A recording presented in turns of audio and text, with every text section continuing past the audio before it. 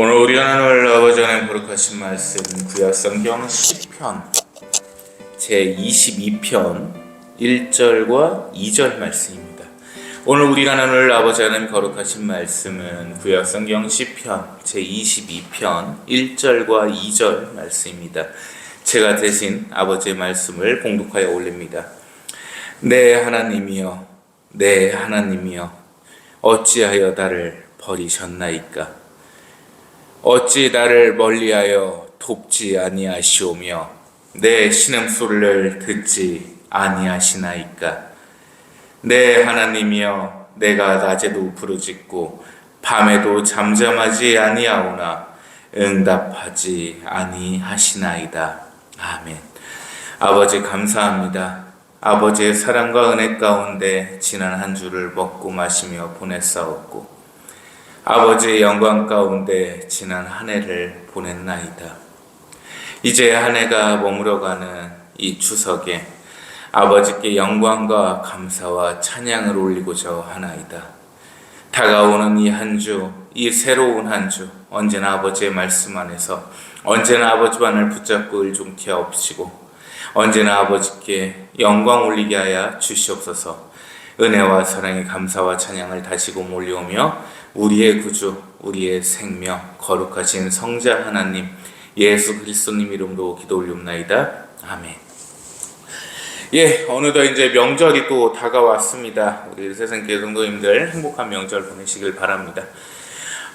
너무 길어요. 명절이 이번에는 너무 길죠. 거의 한 열하루 정도의 좀 기간이 있기는 한데 이게 뭐 기업인들, 실업인들 입장에서는 일을 못하니까 답답하고 뭐 직원들, 공무원들 입장에서는 또 쉬니까 좋고 그럴 것 같아요. 나라가 시끌시끌해요. 엄청 시끌시끌한데 작게는 트럼프가 안 자고 간답니다. 무방여행을 한다고 하는데 오죽하면 그러겠어요. 그리고 미국에다가 돈을 못 준다고 했죠. 최명희가. 나라가 이제 근간에 흔들릴 수 있다고. 그래서 이재명이가 이제 그러한 어떤 실패되는 외교 속에서 진짜 망했으면 좋겠다 이런 생각을 갖고 있거든요. 철저하게 이제 망해가지고 아작이나 버렸으면 좋겠다 이런 소원을 갖고 있습니다. 자, 이 발언 했으니까 잡아가, 이 공안부다 못한 놈들아. 이진숙 방통위원장이 어떻게 보면 강제로다가 사퇴를 당했죠. 방송통신위원회를 방송미디어통신위원회로 개편하는 법안을 지들끼리 통과를 시켜버렸습니다. 그래서 강제로 그냥 사퇴를 당했다고 봐야죠. 어쨌든 이진숙 방통위원장이 이 방송에서 얘기한 거를 가지고 표현의 자유고 나발이고 필요 없다 해가지고 체포를 해버렸어요. 방미통위가 이제 생기고서 마지막 퇴근을 하는데 이진숙 위원장이 그랬단 말이에요. 굿바이, see you 이렇게 하고서 갔는데 갑자기 다음날 체포가 됐대요. 그냥 경찰이 수갑을 차고 나오는데 참 어이가 없어가지고 이게 뭔 꼴이냐, 나라 꼴이, 이 생각을 했단 말이에요. 걔 다행히 우주 가면은 전라도 판사가 풀어줬어요. 체포자 부심을 인용을 했어요. 이건 아니거든. 체포라는 거는요, 이 긴급 체포라는 거는요, 중대한 범죄의 위험성 있는 자거나 살인, 강간 뭐 이런 사건들 있죠. 두 번째는 경찰의 연락을 아예 받지 않을 때, 수배를 내리는 그럴 때 좀 진행을 하는 거지. 나라 장관급 인사가 국무위원이 뭔 체포 요건이 되나요? 이렇게 흘러가고 있는 세상이에요. 다행히 사법부가 정의 실현을 해줬죠. 정말 다행입니다. 정말 다행인데 엉망으로 가고 있어요. 그런 상황에서 뭘 냉장고를 부탁해를 찍어?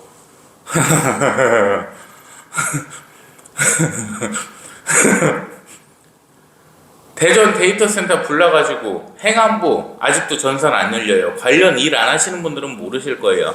국민신문고도 안 되고 전자소송 사이트도 버벅대고 다 지금 제대로 된 운영이 안 돼요. 행안부 사이트 다 막혀 있고 그런 상황에서 뭐를 한다고. 세종시 공무원 엊그저께 죽었죠. 자살했죠. 여기 시청에서.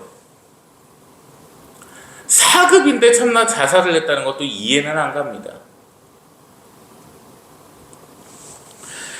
자, 그런 세상에 살고 있어요.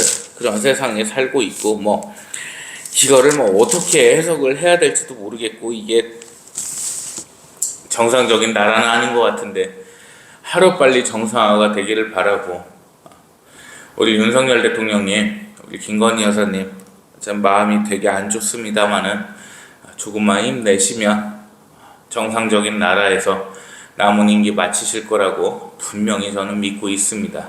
그런 날이 분명히 올 거고, 악은 오래 갈 수가 없어요. 지금 이게 악인데 이진숙 여자 그 얘기가 너무 마음에 들더라고요. 이재명이 시켰습니까? 정청래가 시켰습니까? 아니면 개딸 새끼들이 시켰습니까? 이건 나라가 아니죠. 하루빨리 정상하게 되기를 바라고. 짱깨들이 강제로 지금 유입이 되죠. 그때 재명이가 아주 또 망언을 했어요. 환영을 해도 모자랄 판에 그거를 갖다가 왜 욕을 해? 자, 짱깨들 오송홍기 갖다가 찢는다고 경찰에서 제지하고 그랬죠. 근데 반미 시위하는 놈들 미국 성조기 찍고 할 때, 우리 일장기 찍고 할 때 제재한 적이 있어요? 이게 나라입니까? 친중으로 가고 있어요. 어떻게 해서 찍힌 자유민주주의 국가를 갖다가 친중해로다가 지금 넘겨가고 있단 말입니다. 국민들이 일어나야죠, 이럴 때는.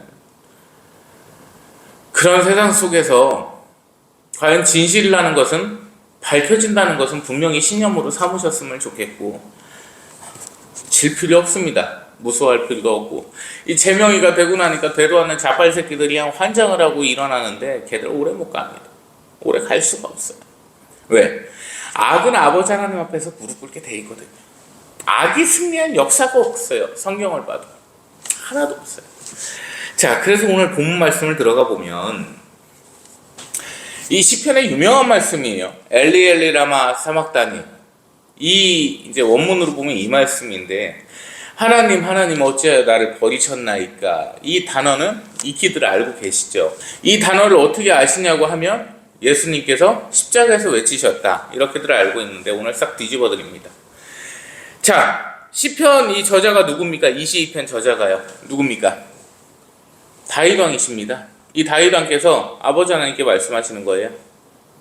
왜 하나님 저를 버리셨습니까? 다윗 왕이 지금 답답한 심령 중에 있습니다. 고통받는 심령 중에 있어요. 그러나 하나님은 버리시지는 않았죠. 왜 안 버리셨어요? 해석이 잘못 됐으니까. 오역 성경입니다, 이게. 버리셨다는 표현이 아니라 떠났다는 직역이 그나마 가깝습니다. 한국어로 풀이를 하잖아요. 그러니까 원문 히브리어나 헬라어로 봐도 버렸다는 표현은 한국어에서만 있는 표현인 거고, 해석 자체가 오역이 돼버렸어요, 번역이. 어떻게 해석을 해야 되냐면, 내 하나님이여, 내 하나님이여, 어찌하여 저를 떠나 계시나이까. 그래서 그 뒤에가 뭐예요? 어찌 나를 멀리하여 돕지 아니하시오며, 이대로 가야 돼요. 왜 나를 떠나 계십니까? 왜 여기서 역사를 하지 아니하시나이까? 그러나 2절 말씀해 볼까요? 제가 낮에도 부르짖고 밤에도 아버지께 빌었는데 왜 응답하지 아니하십니까? 근데 3절 4절로 갈수록 어떠냐면 구원의 메시지가 나와요. 즉 하나님, 그대로 직역을 해갖고 한국어로 풀어드릴게요. 하나님, 저를 떠나신 줄 아나이다. 떠나신 것 같습니다. 아니면 어찌 이렇게 저를 답답하게 두십니까? 하나님 떠나신 거지요? 제 옆에 안 계신 거지요? 근데 하나님, 이조차도 제 인간적인 욕심인 줄 아나이다. 아버지께서는 언제나 저를 떠나지 아니하셨고 지금도 무소부지하시며 옆에 계신 줄 아나이다. 이 미천한 죄인을 용서하여 주옵시고 구원의 손길을 내밀어 주옵소서. 이렇게 기도를 하는 거예요. 인간적인 생각에 고백을 해버리는 거예요. 하나님, 제가 하나님을 원망하고 싶사오나 그것이 죄인 줄 아나이다. 이 죄인을 용서하여 주옵소서. 이렇게 가는 거라고요. 그러니까 어찌하여 나를 버리셨나이까 자체가 그냥 틀린 단어예요. 아예 없는 단어라고요. 하나님 저를 혹시 떠나신 게 아닙니까? 그런 의심이 드나이다. 이거랑 똑같은 맥락이 어디에 나오냐? 세례자 요한 선생님의 제자의 말에서 나오죠. 예수님께 가서 오실 분이 랍비시나이까? 오실 분이 주님이시나이까? 잘 이해를 시켜드릴게요. 예수님께서 하나님이신데 그분이 메시아, 이 세상의 구원자, 하나님의 아들, 빛에서 나신 빛, 하나님께서 나신 하나님, 즉 성자 하나님이심을, 그리스도심을 압니다마는 인간적인 생각에 내 기준과 다르다 보니까 세례 요한의 제자가 찾아갑니다. 선생님, 예수님께서 오시면 막 다 뒤엎고 우리만의 세상, 아버지 하나님의 왕국을 건설을 하셔가지고 저 악인 새끼들 싹 다 그냥 없애버리시는 걸로 알고 있는데 안 하시는 거를 보니까 아닌 것 같기도 하고요. 진짜 궁금해서 여쭤보는 건데 그리스도께서 혹시 선생님이 맞으신 거지요? 이렇게 물어본 거예요. 인간적인 생각에. 그러니까 아는데, 머리로는 아는데 가슴으로도 알아. 근데 의심은 된단 말이에요. 왜? 내 판단과 내 가치관과 내 생각하고는 달라버리니까. 와갖고 싹 갈아엎어가지고 막 저 새끼들 다 죽여버리고 그냥. 본시오 빌라도 저놈도 갑자기 급사해서 죽어버리고 이게 맞는 건데 내 생각에서는 왜? 악인들이니까, 마귀들이니까. 근데 예수님께서 오셔가지고 병자들을 고치시고 오병이어의 기적을 보이시기도 하고 그게 대립을 안 하신단 말이야. 돈을 헌납해야 됩니까? 여쭤보니까 가이사의 것은 가이사에게, 하나님의 것은 하나님에게, 이렇게 좀 중의적으로 말씀도 하시고 내가 원했던 파워풀한 메시아가 아니셨던 거야. 근데 저분이 메시아는 맞으신 거야. 그러니까 이제 또 마음이 왔다 갔다 흔들리기 시작하는 거예요. 그러니까 가 여쭤보는 거예요. 오실 리가 당신이나이까? 이거랑 똑같다고요. 하나님 저를 떠나시나이까? 아니죠. 제 옆에 계신 거 맞죠. 고통스럽습니다. 자, 이 말씀을 예수님께서 십자가에서 하셨습니다. 그러면 아예 맞지를 않죠. 성자 하나님께서 성부 하나님께 어찌하여 나를 떠나셨나이까? 예수님이 사람이십니까? 잘들 생각하셔야 돼요. 자, 예수님은 성육신을 입고 이 땅에 오셨는데 평생 동정이었던 성모 마리아님의 몸을 통해서 나셨습니다. 근데 그 예수님께서는 성육신을 가지셨기 때문에 일반 사람의 육신과는 아예 달라요. 자, 그 부분 두 포인트를 짚어보겠습니다. 첫 번째, 광야에서 얼마 동안의 금식을 하셨죠? 40일간의 금식을 하셨어요. 이게 제가 7살 때부터 했던 질문이에요. 제 머릿속에서. 그때 일본에서 오치탄 교수일 거예요. 제가 자세히 기억이 안 나요. 그 교수가 뭐라고 했냐면 사람은 30일을 금식하면 죽는다고 그랬어요. 사람이 최대한 생존할 수 있는 게 30일 금식이라고 하더라고요. 근데 예수님 40일 금식을 했단 말이에요. 물은 7일 동안 안 먹으면 죽습니다. 최대로 해봐야 21일에서 30일이에요. 음식은. 그러면 이거를 어떻게 봐야 되나요? 일반 육신이 아니시라는 거예요. 40일을 금식하셨습니다. 예수님께서 피눈물을 흘리셨죠. 사람이 피눈물 나는 거 봤습니까?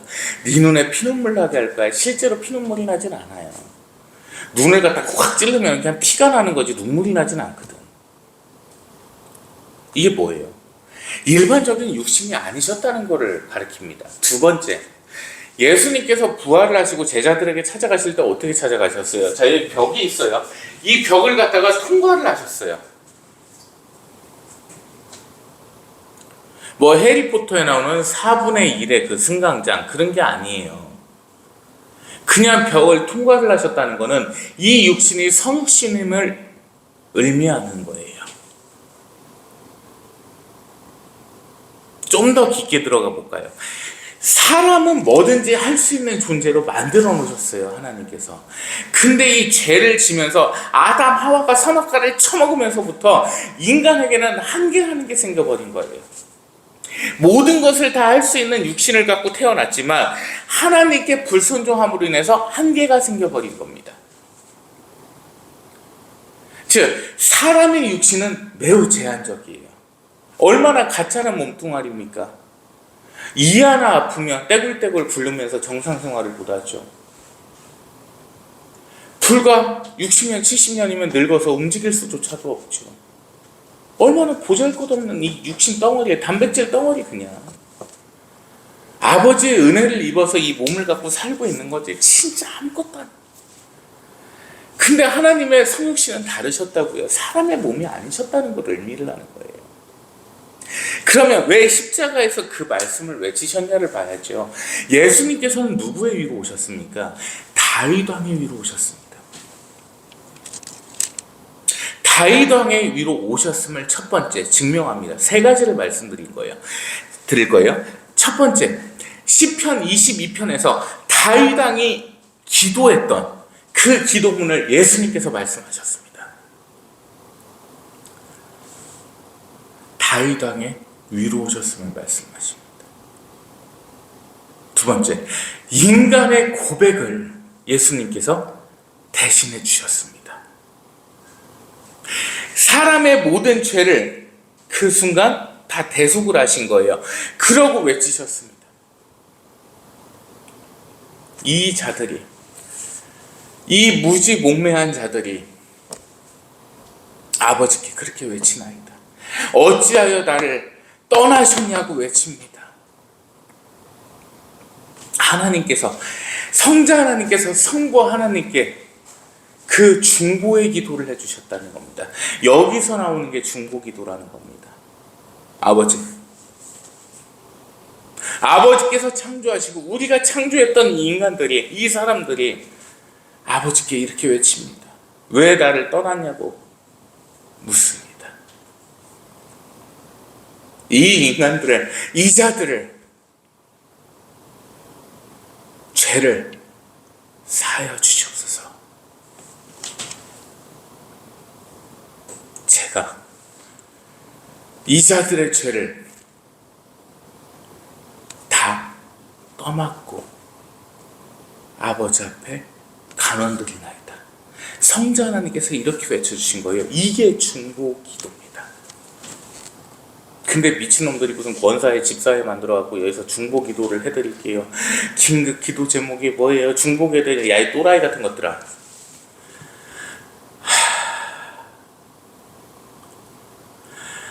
아무리 신학교가 썩어빠지고 신대원이 썩어빠졌어도 그렇지, 어떻게 신학적인 걸 하나를 안 알려줘요? 중보기도는 이게 중보기도인 거예요. 사람이 다른 사람 기도를 어떻게 대신 그렇게 전해주고 그래요? 에? 정말 잘못된 걸 하나 짚어드릴게요. 성경 어디에 봐도 누가 중보기도를 해줬어요? 누가 잘되게 해주시옵소서 라는 기도가 있었어요? 축복은 있었죠. 잘 생각하셔야 된다고요. 내가 너를 예수 그리스도님의 거룩하신 이름으로 축복하노라. 이건 기도죠. 축복 기도죠. 중보 기도가 어디 있었어요? 사람이 중보 기도를 어떻게 해요? 그러면서 성모 마리아는 욕하나? 은총이 가득하신 마리아님 기뻐하소서. 주님께서 함께 계시는 여인 중에 복되시며 태중의 아들 예수님 또한 복되시나이다. 천주의 성모 마리아님, 이제와 저희 죽을 때 저희 죄인을 위하여 빌어주소서. 잘못됐대. 왜? 마리아가 뭐라고 거기한테 기도를 해달라고 그래? 사람 새끼가 뭐라고 그러면 걔한테 기도를 해달라고 그러냐? 똑같은 말 아니에요? 성모 마리아님은 새 창조의 하와예요. 이상해요? 새 창조의 하와라고요. 예수님께서 십자가에서 뭐라고 말씀을 하셨냐면 제자들한테 그러셨어요. 너희의 어머니라고 하셨어요. 근데 그 너희가요, 사도들을 가르치신 게 아니었어요. 모든 사람을 가르쳤습니다. 자, 이제 죄의 문제가 해결이 됐어요. 스올에 있던 구약의 하나님께서 택한 자들도 이제는 천국으로 옮겨졌습니다. 왜? 죄의 문제가 해결이 됐기 때문에. 한 여인으로 인해서, 한 여인이 그 과일을 딱 처먹음으로 인해서 인간에게 죄가 생겼는데, 한 여인이 순종함으로 인해서 그 죄가 해결이 돼버렸어요. 그 죄 해결에 동참을 했습니다. 그 여인은 새 창조의 하와라는 겁니다. 성모 마리아님이. 똑같잖아요. 뭐가 똑같아요? 하와에겐 뱀이 왔어요. 성모 마리아님에겐 천사께서 오셨습니다. 얘는 원래 숙성 자체가 못된 년이었던 거예요. 이분은 속성 자체가 하나님 앞에 그래도 순종할 줄 아는 사람, 죄인이지만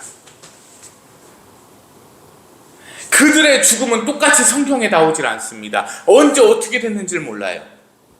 그 일생의 기록이 마지막에 졸의 기록이 나오질 않아요. 졸이라고도 표현하면 안 되겠죠. 천국에 가신 분이니까. 그런데 하와가 죽은 날짜는 안 나오고 성모 마리아님께서 천국에 가신 날짜도 나오질 않아요. 평행이동이라고. 근데 극과 극으로 갈렸습니다. 한쪽은 순종의 구원의 동참이었고 한쪽은 악의 시작이었단 말이에요. 무튼 중보 기도라는 것은 사람이 할 수 있는 게 아니라는 거예요. 예수님께서 이 사람들을 대신해서 엘리 엘리 라마 사박단이라는 말씀을 하시면서 중보의 기도를 해주신 겁니다. 그리고 성소에 휘장이 찢어졌습니다. 자, 세 번째는요. 엘리 엘리 라마 사박단이라는 단어가 모든 복음서에 나오지는 않습니다. 누가복음에선 다르게 서술하고 있어요. 우리 누가복음 23장 46절 말씀 보겠습니다. 신약성경 139페이지에 있어요. 누가복음 23장 46절입니다. 제가 봉독합니다. 예수님께서 큰 소리로 불러 이르시되 아버지 내 영혼을 아버지 손에 부탁하나이다 하고 이 말씀을 하신 후 숨지시니라. 아멘. 여기엔 그 단어가 안 나와요. 왜 그럴까요? 다윗의 위로 오셨음을 증명을 해주시는 단어이기 때문에 그래요. 중요한 말씀이죠. 인간을 위한 중보기도를 해주셨으니까 엄청 중요한 말씀인데 다윗의 위로 오셨담을 말하는 구절이라는 거예요. 그것을 서술하는 구절인 거예요. 그건 단순히. 물론 큰 의미도 있지만. 자, 이 말씀이 뭐예요? 오늘 누가복음 말씀이 내 영혼을 아버지 손에 부탁하나이다. 원문대로 직역을 해드릴게요. 이게 성경은 원문대로 직역을 해서 봐야지 한국어로다가 지들끼리 비틀고 뭐 짬매고 하다 보면 엉뚱한 말이 돼버린다는 거예요. 이 말씀이 뭐냐면 내 영혼이 내가 자유롭게 행할 수 있도록 아버지께서 허락하여 주시옵소서, 이 말씀을 하셨어요. 뭔 말씀입니까? 예수님께서 스올로 내려가셨습니다. 복음을 전하셨어요. 예수님의 복음이 옥 안에 갇힌 자들에게도 이르라고 말씀을 하신 거예요. 자, 그래서 여기서 해석이 돼버리는 겁니다. 단추를 좀 풀어야겠어요. 자, 목사님, 훌륭했던 위인들이 많은데 예수님께서 오시기 전 시대 사람들도 있잖아요. 그 사람들 훌륭했던 사람들인데 하나님은 믿었을지 안 믿었을지 모르는데 예수님을 못 믿었는데 어떻게 그러면 천국에 못 가는 기회조차도 안 열리는 건가요? 그래서 나온 말씀이라고요. 옥에 갇힌 자들에게 복음을 전하셨다고요. 저 지하로 내려가셔서 스올로 내려가셔서 예수님께서 복음을 전하셨다고요. 사람들이 참 무지하고 멍청한 게 하나 있어요. 왜 꼭 육신이 있어야지 예수님을 믿는다고 생각을 하지? 이 육신은 아무것도 아닌데. 예수님의 십자가 문제가 해결되기 전에 사람은 모든 죄악 속에 있어가지고 아브라함 품이든 아브라함 선생님의 품이든 아니면 그냥 그 스올이든 그 공간에 있었다고요. 그냥 죽은 자가 머무는 공간인 거예요. 이거 천국이라고 하기도 그렇고. 그들에게 복음을 전하셨다고. 내가 너희를 구원하러 왔노라. 근데도 안 믿어. 왜? 택함 받은 자들이 아니니까요. 이해가 안 가죠. 야, 뒤졌는데도 그거를 안 믿어? 우리 생각이 그렇잖아요. 그래서 나온 말 중에 하나 뭔지 아세요? 죽어도 안 해. 그 말이 거기서 비롯된 거예요. 역사가. 죽어도 안 믿는 거예요. 야, 어떻게 너는 뒤졌어도 그렇게 사냐? 말에 어폐가 있는 것 같죠? 근데 아니에요. 왜? 3분설이 맞거든요. 3분론이. 영과 육과 혼이에요. 육은 아무것도 안 해. 육은 죽어라고 태워서 뼈를 갈든 땅에 묻어갖고 썩든 아무것도 아니에요. 육은 혼과 영만 있는 것이. 그 영혼이 스올에 갇혀 있다고요. 예수님을 몰라서 안 계셔서. 그 예수님께서 내려가셨다고요. 강화를 하셨다고요. 이 스올에 복음을 전하신 거예요. 내가 너희를 구원하겠노라. 안 믿어.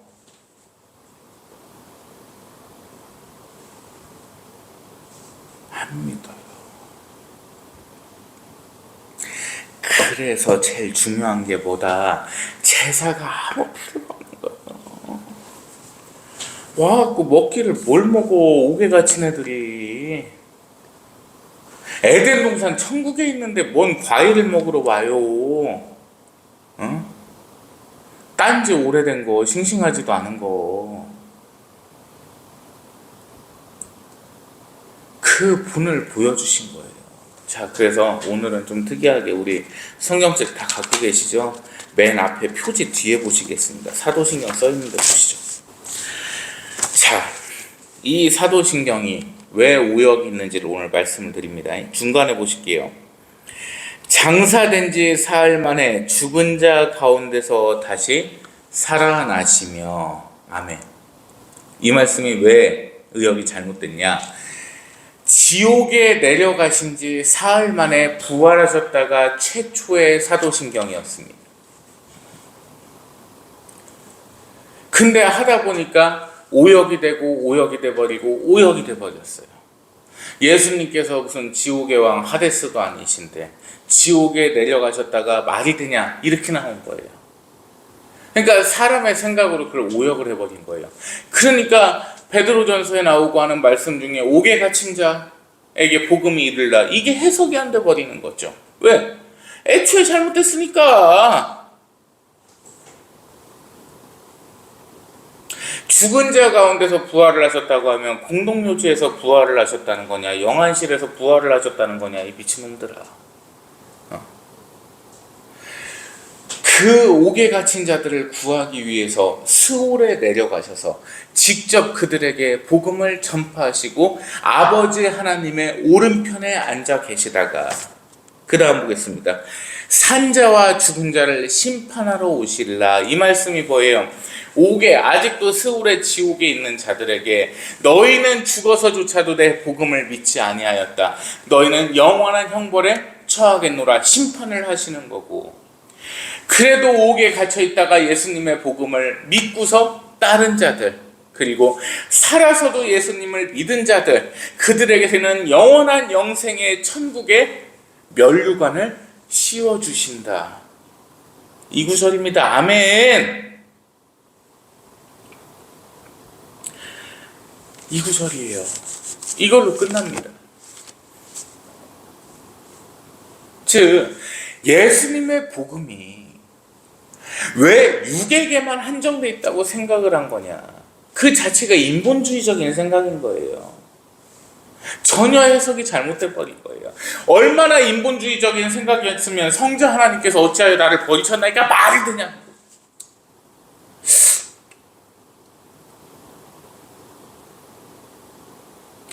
하나님께서 그러한 단어를 쓰셨다는 것 자체가 말이 안 되는데 인본주의적인 생각으로다가 그렇게 오역을 해버렸다는 겁니다. 예수님께서 하나님이심을 인정할 때 비로소 내 입술에서는 의인의 고백이 나오는 거예요. 예수님을 격하를 하는 순간 사이비가 돼버리고 악인이 돼버리는 겁니다. 하나님이십니다. 오직 제 죄를 위해서 오신, 우리의 죄를 위해서 오신, 성육신을 입고 이 땅에 내려오신 사랑의 하나님, 그분이 예수 그리스도십니다. 친히 성육신을 입고 오셔서 하나님의 아들로 오셔서 하나님께서 거룩하게 아들로 삼으신, 자녀로 삼으신 이 믿는 자들과 형제가 되주셨다는 거예요. 형제라고 표현을 하십니다. 사도들에게 예수님께서는. 하나님께서 형제라고 표현을 하세요. 나도 성부 하나님의 아들이야. 너희도 성부 하나님의 아들이지. 우리 형제라. 큰 그런 영광이 어디 있겠습니까? 그 분을 보여주시기 위해서 성육신을 입고 오신 거예요. 같이 잡수시고 마시시고 떡을 떼어주시고. 그러니까 사람이 못됐죠. 하나님께서 그렇게 해주시니까 같은 사람인지 알아요. 엎드려서 빌고 있어가지고 주님하고 제가 어떻게 먹습니까? 하나님이신데요. 그러니까 인본주의적인 생각이 잘못됐다는 거예요. 옆집 아저씨인지 알아요. 함부로 예수님 옷 같은 분장이나 하고 짓거리고 있고. 어떤 목사 새끼는 기도할 때 예수님 고맙습니다 하는 새끼도 봤어요. 찬송가 보면 주 우리의 형제니? 얼마나 격화시켜요. 그러니까 사이비가 돼가는 거죠. 온전한 교회가 어디 있습니까? 여러분, 제가 부라는 것을 말씀을 드리는데 저 목사가 너무 심한 애라고 할 수는 있는데요. 종교 지도자라고 하죠. 흔히 목사라고 하면. 그래도 성경에 대해서 10년 이상 배운 사람들이고, 물론 뭐 인성을 갖고 얘기하자면 저 인성 별로 안 좋습니다. 저는 저 악하게 하는 사람 복수하는 거 좋아하고요. 그 인생이 나락가는 것도 좋아하고, 악인의 인생은 형통할 수가 없기 때문에 그것에 제가 동참을 해가지고 그 인생이 아예 나락의 나락으로 가기를 원하는 사람이에요. 근데 왜 이 말씀을 서두에 꺼내냐면, 아버지 하나님의 종인데요. 그죠? 그러면 아버지 하나님의 강복을 당연히 받는 게 당연한 거죠. 그럼 잘 살아야겠죠. 왜? 목사가 가난해갖고 빌러 다닐 거예요? 구걸하러 다닐 거예요? 목사가 그래도 돈이 좀 있어야 나누고 베풀 거 아닙니까? 명절 때 성도들이라도 만나면, 신도들이라도 만나면, 교우들이라도 만나면 밥이라도 함께 사야 되는 거 아니에요? 여유가 있어서. 교회에서 라면 끓여주고 있을까요? 돈이 좀 있어야겠죠. 즉, 제대로 아버지 하나님의 말씀을 전하고 하나님의 종으로서 살려면요, 가난할 수가 없어요. 민생 쿠폰 못 받은 목사 찾아다니세요. 진짜로. 그러면 그나마 확률 좀 높아갑니다. 무슨 말씀이냐면, 그나마 인성이나 인품이나 성품이나 영품이 그나마 괜찮은 사람을 찾아가는 방법 중에 첫 번째로 갈릴 수 있는 필터라는 걸 말씀을 드리는 거예요. 민생 쿠폰 못 받은 목사 있나 좀 한번 찾아보세요. 거의 없을 거예요. 왜? 열심히 살았다는 증거니까. 야, 웃기잖아요. 어떻게 하나님의 말씀을 갖다가 전한다는 목사가 제명이 가지고 10만 원 감사해가지고 막 웃기잖아요. 제가 유튜브에서 이제 다른 목사들 뭐 설교 이렇게 쭉 보고 하거든요. 민생 쿠폰 얘기를 한 명도 안 하대. 다 받아서 썼다는 거죠, 뭘. 여러분, 이거 나눠주는 거 이거 다 세금입니다. 이따위 거 뿌려가지고 나라를 망치고 있는 겁니다. 라고 한 새끼도 없어. 왜? 다 받았거든, 지들. 받아갖고 썼거든. 그래서 말씀드리는 거예요. 그리고요, 한 가지 우리 새삼교회 분들은 다 그러리라 생각을 합니다만은, 부는 절대 나쁜 거 아닙니다. 부는 정말 좋은 거예요. 아버지 하나님 앞에서 아버지 하나님의 거룩하신 존함을 드높일 수 있는 방법 중에 하나는 내가 여유로워서 남에게 베풀고 나누는 거예요. 그게 제일 큰 영광이에요. 하나님께서 내려주셔가지고 제가 이렇게 나누고 베풉니다. 감사합니다, 아버지. 참 저라는 존재가 뭐라고 남을 도울 수 있다는 것에 아버지께 영광을 올립니다. 이게 얼마나 아름다운 일이에요. 근데 잘못되게 가르치고 있어요. 합리화를 시키기 위해서. 가난이 좋은 거래.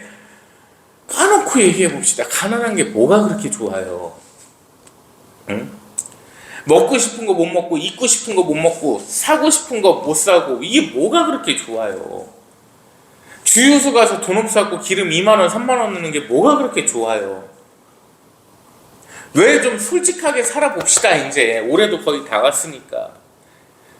테레비에 그 팔 한 짝 없고 다리 한 짝 없고 정신 이렇게 그냥 메롱돼가지고 왔다 갔다 하는 애들 막 얼굴 어디서 갈아갖고 이렇게 푹 꺼져 있고 궁뎅이가 얼굴로 왔나 종기가 얼굴에 나가지고 한 이만한 주먹만한 종기 달고 있고 좋아요? 그거 보면?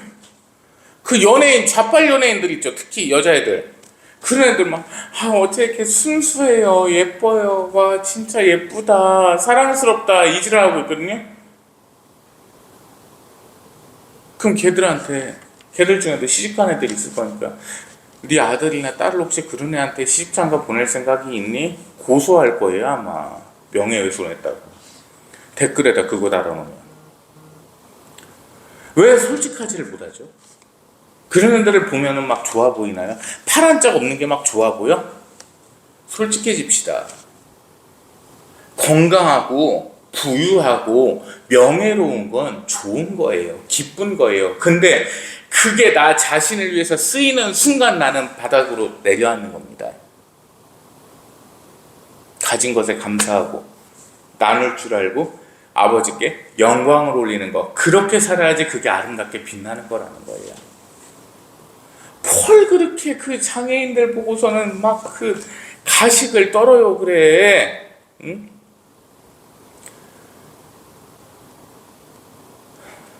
애가 애엄 만화가 나왔는데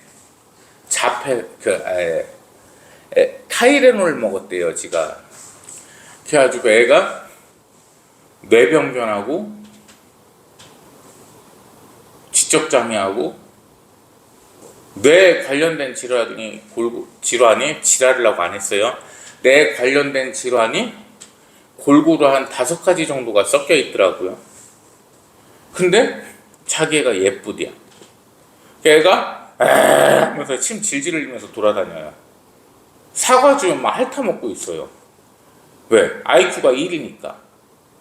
근데 걔를 보면서 순수하대. 댓글에도 그래요. 아유 우리 땡땡이 얼마나 순수하고 예쁜지 모르겠어요. 아유 천사가 여기 있었네요. 걔한테 답글을 달아요. 네 자식도 꼭 뇌병변하고 지적장애하고 골고루 5가지 정도가 섞였으면 좋겠다 라고 이렇게 댓글을 달아요. IP 추적이 와서 고소를 한다고 지랄을 떨어요. 나는 네 아이가 단지 순수하게 되기를 바랐을 뿐이다 이렇게 얘기를 한단 말이에요. 말이 안 통합니다. 그때부터는. 그게 거짓말을 한 얘기잖아요. 베리나 있죠. 베리나 뚱땡이. 그 베리나가 팸인데 지 입으로 팸이라고 했죠. 뭐 외국에 나가고 한국은 몰카 찍어도 처벌을 안 한다는 뭐 이상한 소리 했는데, 걔가 베리나가 영상을 찍으니까 팸인지 뭔지 여자애가 막 그래요. 언니 너무 예뻐요. 와 언니 진짜 예쁘세요. 그래서 댓글에다가 너 베리나 닮았어 이렇게 했더니 욕을 하고 지랄을 내요. 이쁘다며. 가식이었다는 거를 스스로 설토하는 거죠. 왜 솔직하게를 안 삽니까? 그런 거 하나도 솔직하지 못한데 아버지 하나님 앞에서 어떻게 솔직하겠다는 얘기예요. 사람 앞에서도 솔직하지 못한 인간이 어떻게 하나님 앞에 가서 솔직하냐는 말입니다. 이번 명절인데 뭐 일가 친척들 만나시고 할 텐데 솔직하게 삽시다. 재산 갖고 싸울 필요도 없어요. 형이든 동생이든. 형님, 솔직히 제가 이 집 욕심이 많이 납니다. 형님 나보다 돈 많으시니까 나 70% 주시고 30%만 가져가쇼. 이게 솔직하면 이러면 싸움 오히려 안 나요. 아닌 것처럼 하니까 싸움 나는 거예요. 재명이 봐봐. 얼마나 솔직해. 지 형한테. 그러니까 형님 진료를 받으셔야 된다고요. 내가 왜 진료를 받냐? 둘이 그러잖아. 대놓고 지 형한테 그러잖아요. 치료 받으라고. 너 정신적으로 문제 있으니까. 김현지가 누구야? 일루수가 누구야도 아니고. 야 진짜 근데 우리 이재명 참 국제적으로 개망신을 당하고 있는데 지금 미국부터 시작해서 일본의 우리 다카이치 사나의 총리가 당선이 됐습니다. 너무 즐거워 박수를 쳤어요. 우리 일본의 진짜 제국주의의 보수주의자가 총리에 당선이 된 거니까 여성 최초 총리입니다. 자, 그분이 뭐라고 그랬냐? 위안부도 잘못된 게 아니고 신사 참배하는데 니네가 왜 지랄을 하냐? 자꾸 우리가 봐주기를 시작하니까 이 한국 놈들이 기어오른다. 이런 발언을 했는데 맞는 말씀이죠. 자, 어쨌든 재명이가 지금 상당히 좀 공경에 빠졌습니다. 트럼프는 저 또라이 짓을 계속하고 있지. 다카이치 총리가 또 당선이 됐지. 그 우리 재명이한테 명절을 맞아서 한번 물어보고 싶어요. 왜 대통령을 안 붙이냐고 뭐라고 할 텐데 저는 이재명을 대통령이라 생각해 본 적이 없으니까요. 자, 재명아. 김부선은 누구고 김혜경은 누구고 김현지는 도대체 누구냐? 국민들이 궁금해 환장하겠다. 이거는 물어보고 싶어요. 그냥 일각에서 그러잖아요. 뭐 김현지가 첩이라느니 김부선이 첩이라느니 둘이 불륜이 있었냐니 안 믿어요. 왜? 제 눈으로 본 게 아니니까. 그러니까 재명이한테 묻고 싶은 거예요. 재명이는 알 거 아니에요. 그러면 재명이도 참 그래. 김현지는 그냥 제 비서관이었고요. 올해 공직생활 같이 한 사람입니다. 뭐 이렇게 얘기를 하면 되지. 왜 얘기를 안 해? 김부선이가 그랬잖아요. 재명이하고 술 먹고서 왜 대리 부르냐고 했더니 2번 걸려가지고 이번에 걸리면 3아웃이야. 이렇게 얘기를 했대요. 그냥 그거 다 거짓말을 하면서 그럼 나와서 해명하면 되죠. 왜 해명을 안 해? 갑자기 김현지 터진 날 김혜경이가 이석증이 왔대요. 어지럼증이. 그래갖고 일본 총리를 못 만난대야 같이. 어지럼증이 어찌 그렇게 갑자기 와 그래?